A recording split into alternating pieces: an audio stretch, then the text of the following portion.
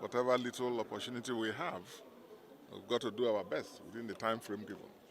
Because the tenure of both the National Assembly and the presidency is winding to a close.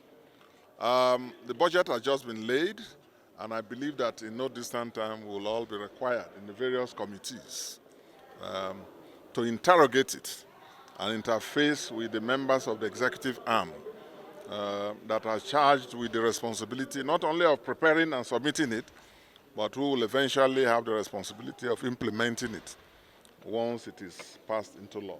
Distinguished, the budget has a deficit of over 12 trillion. How do you think it's implementable? Is it realistic? Well, the major challenge we have is the management of the deficit. There's been a lot of borrowing as a result of the economic situation. And some of us disagree very seriously. And we believe that, yes, it is legitimate to borrow, but you borrow to, to grow critical sectors of the economy. You don't borrow to service bureaucracy. You don't borrow to run a government. You don't borrow to cover running costs. The debt situation in this country is very alarming, very, very alarming.